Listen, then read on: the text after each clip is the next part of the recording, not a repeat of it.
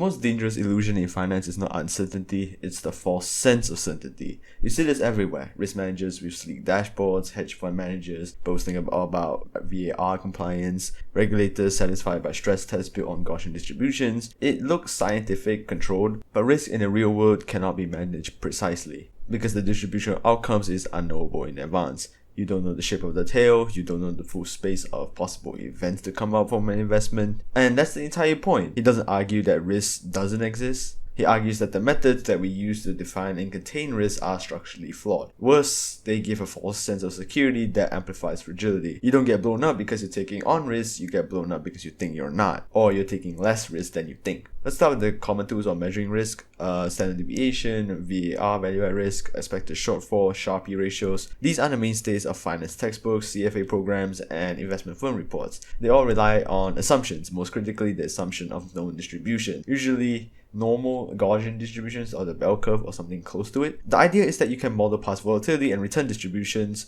you can predict risk and optimize exposure. Tyler's point is simple: this only works in mediocre or mediocre environments, domains where randomness is mild and historical data is representative of the future. In extreme environments, for example, such as today's markets, wars, pandemics, political shocks, we had COVID about 5 years ago, past data means nothing. The tails are thick, the dynamics are non-linear, and the statistical assumptions that we have usually collapse. VAR, for example, tells you the maximum loss of with 99% confidence, but it tells you nothing about the remaining 1%, where most of the real risk, according to Taleb, lives. And worse, these models encourage leverage, optimization, and risk smoothing based on false precision. That's why Taleb's not just skeptical of these models, he sees them as optimization or pseudo-optimization, where the more that you optimize based on historical volatility, the more exposed you become to the one thing that your model doesn't include. Prediction is the central obsession of finance. Forecast next quarter's GDP, next year's earnings, next week's CPI print. Every fund manager is implicitly making forecasts, but Tal rejects this entire framework. He argues that prediction in complex systems is inherently impossible. The world is too path dependent, too reflexive, too non-linear. It's simply too hard to predict. Instead of trying to predict specific events, you should structure your exposure to be indifferent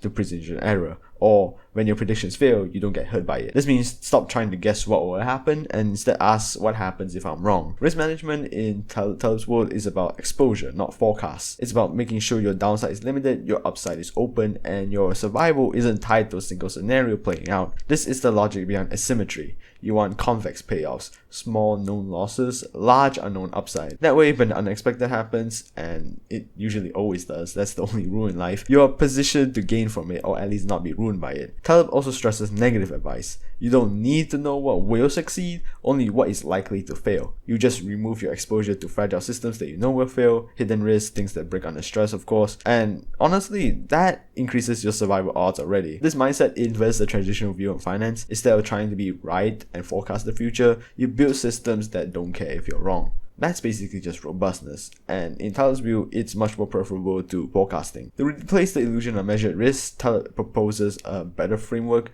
in how we deal with volatility: fragile, robust, and of course anti-fragile. Most things can be classified into three, and they differ on how they view risk. Fragile systems are harmed by volatility, uncertainty, shock, risk, or any kind of change. Robust resist volatility, they're kind of indifferent to it, and anti-fragile systems become better under disorder or volatility. They improve, basically. We can give a bunch of examples. Firstly, a leverage position with small consistent returns. It's good for our brain, but it's honestly fragile. It performs well under bull market conditions but collapses under bear market conditions. Holding cash or holding some sort of gold is robust. You won't get rich unless you put a 50-year time horizon, which in my opinion is way too long, but you won't get destroyed when markets crash because eventually gold as intrinsic value increase eventually. However, owning some long-dated options, out-of-the-money options, or making small, low-cost bets on some sort of tech stock with unlimited upside, that's considered anti-fragile. You're exposed to volatility in a way that benefits you. For instance,